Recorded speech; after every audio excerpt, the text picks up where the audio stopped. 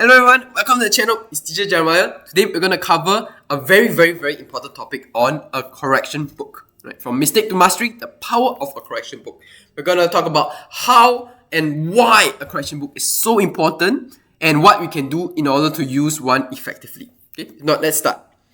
So, I think some of you might think, this is a very boring thing, it's corrections, but it is really so important. Okay, why is it so important? We'll give a few examples here. Okay, so these examples, I'm sure, doesn't only apply to the students that I will show, but also to each and every single one of us. Right? It's very applicable. Okay, so the first example I'm going to show is on this student who is actually always in the top of the class, and this student is not one that gets all the questions right straight away. Right? It's all a matter of this student's effort in terms of making the mistakes and learning from those mistakes. Yes, but even though this student has scored the top of the class, still this student makes very common mistakes that he or she has made before. It's very normal. Right? So have a look at one of the examples here. We need to factorize this expression completely. This student made a mistake of writing it far apart and forgetting these equal signs. So I had to do corrections minus marks. Right? And this is for one of the WA exams. So it is absolutely normal, everyone, to make a mistake 1 time, 2 times, 3 times, 1 million times, to always make the same mistake, because it's just human nature, right? It's just human nature. If we can master everything the moment we learn it, then there's no need for us to go to school anymore. Yes. So what is this a result of? Let's think about it.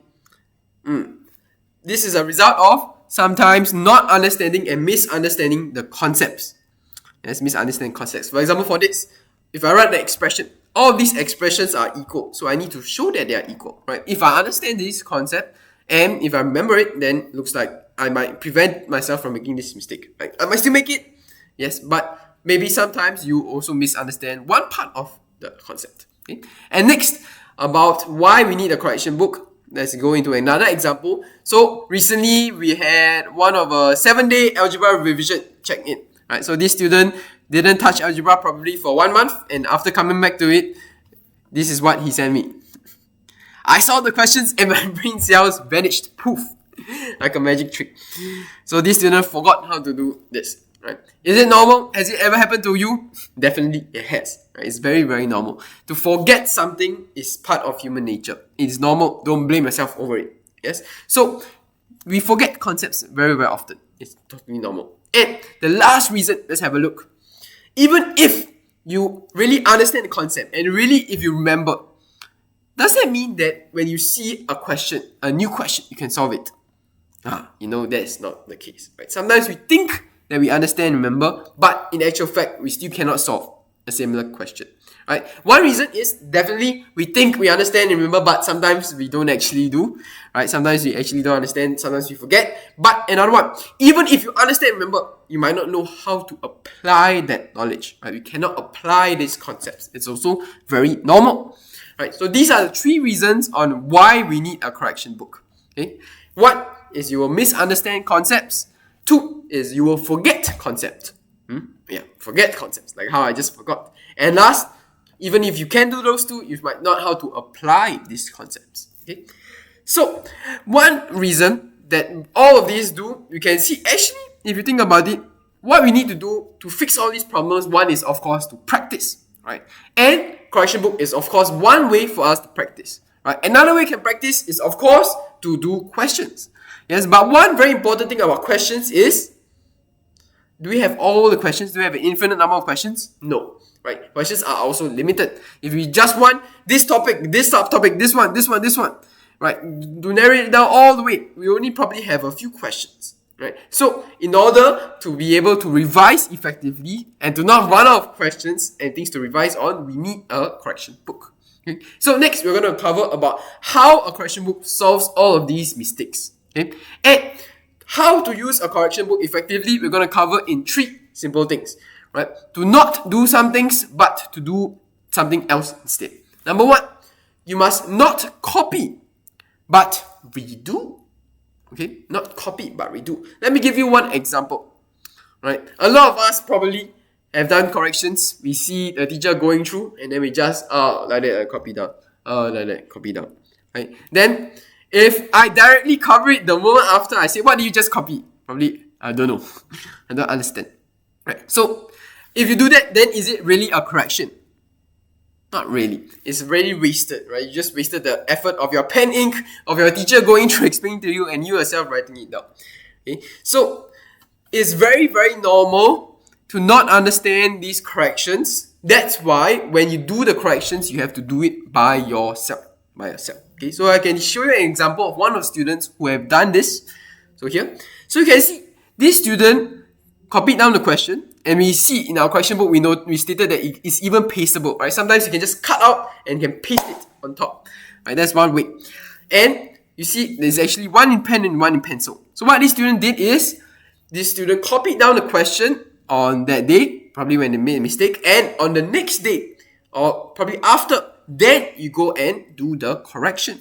That way, you will really test if you really understand. Okay, so to use a correction book effectively, not copy, but redo. First, we copy down the question. And next part is we want to do this. We want to do something that we said is a problem, which is to forget. Only after we forget, then when we come to this question again, we know if we truly understand, we have to solve it independently. Okay, solve it independently. Don't look at your notes and don't look at your previous corrections if you can. Right, try to solve it yourself. If you can really solve it, then you really understand. At this point, of course, a lot of you will say, no, I confirm forget. Right? And I want to say, yes, it's supposed to happen. It's normal. Right? But you can do, if you really can't, you can solve it independently. If you can't, then you can refer, and you have to do it again and again until you actually solve it independently. And over here is one very important thing, which I'll show you this example. Okay? This is what happened when a student was going through one of the corrections. Right? Say, oh, these are my working stop process. Can you help me with this question? So what this student did was, going through this, don't really understand, ask. Yes, ask. If unsure, you must ask. So make sure you clear all doubts. You clear all doubts during this process of review. Right? Not just to copy, not just to understand, but if you need to do it independently, if you need help, you make sure you clear your doubts. Okay? So the next not but is not one time, because a lot of us, we copy the correction one time, we forget about it. Not once, but many times. Okay? Why we need to do that? Because we just said it is very, very normal for us to forget. Right? Even if you forget and then you suddenly remember, you might still forget again. It's normal. So if you heard about the forgetting curve, right? Always forget, remember, forget, remember. So what we need to do is we need to review. And how to review? You must make sure you have, one is every week. Yes, to have a systematic way of reviewing. For a correction book, you can review a correction book once every week. Look through and review. Sometimes you can even cover the questions and see if you understand. Right? You can solve it by yourself after that. That's one. But even if you review once a week, you will still forget. You still have to review not once a week, but also every month. Okay? So every month, also go through the things you have learned in that month to see if you can review. Right? And during the review, as we said, it's very, very natural to forget. It happens cases like this. For example, student asks me, Teacher Jeremiah, how do I explain this? Or how do I find this? I forgot. Crying. Don't worry, it's normal to forget. Make sure that when you think you forget, you have any doubts, make sure you clear your doubts. Okay? And last but not least, of what not to do, but to do instead is, let's have a look at this student's example. This student copied down the question, did the question, and we see writing down on the knowledge points and summary.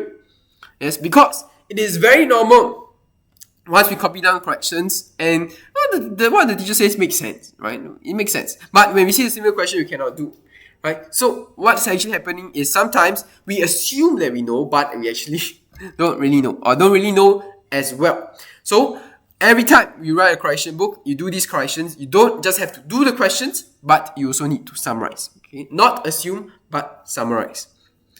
Okay? How to summarize? Some of the students have been doing this, right? And this is a skill that needs to be developed. So some students tell me, I don't know what to write. Can you teach me how to write? Okay? This is a skill you need to develop yourself, right? Teachers can help you along the way, but you need to develop one yourself. But here, I'll give you some pointers on how you can get started, right? We can look at this student's example.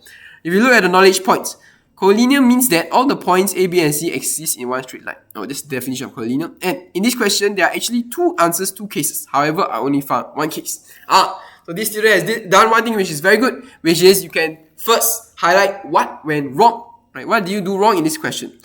Right?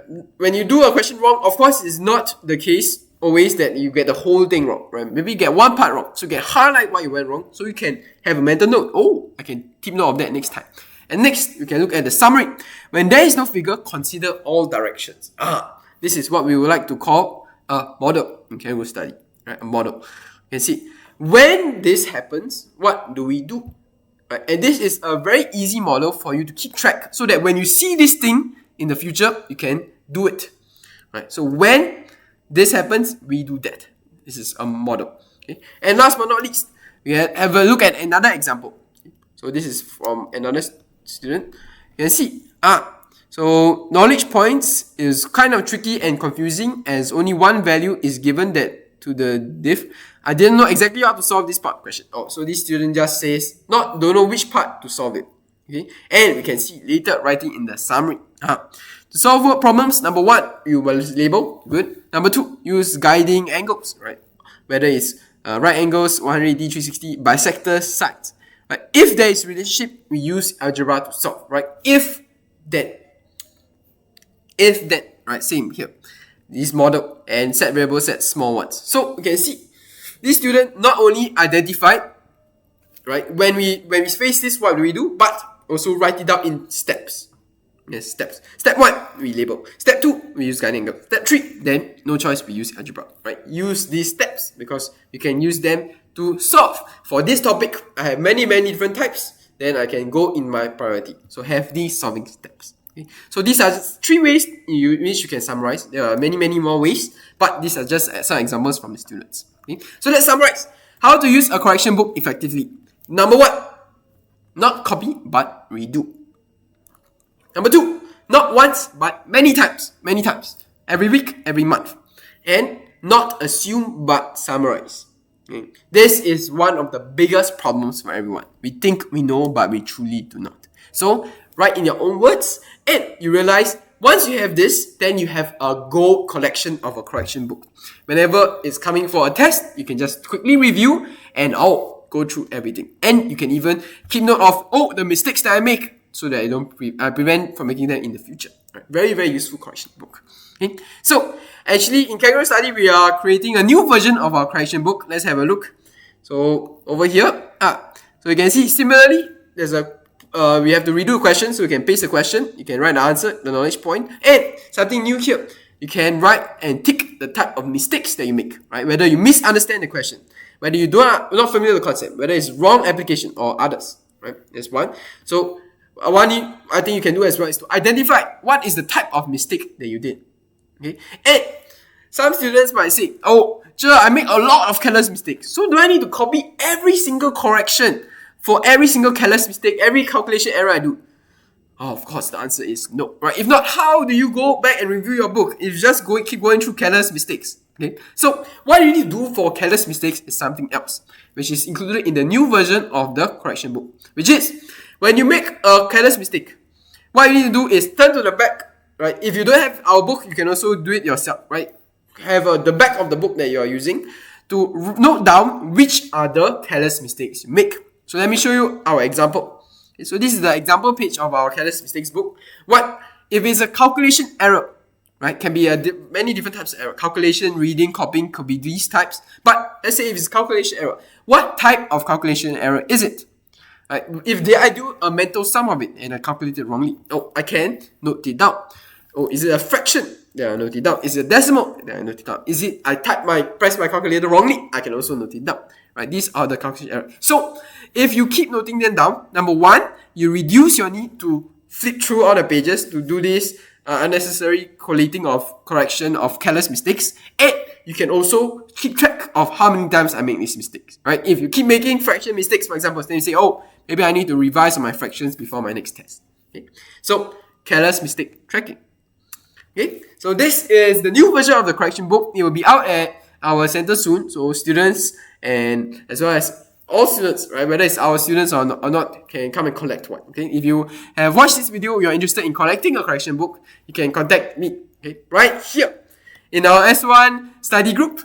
And not only will we have a correction book, we have a lot of material in the group that we share as well, be it from quick questions, be it from papers, helping to solve doubts. So do join the group, as well as scan the QR codes to contact me if you have any questions, right? You can show me also how your correction book has been going. I can give you some pointers as well. Okay, so subscribe to our channel for more learning and information videos. Not just this, we will release more, as well as some very interesting questions, right? Video explanations of questions. If not, you can click to see the next video and subscribe to our channel. If not, see you next time. Bye bye.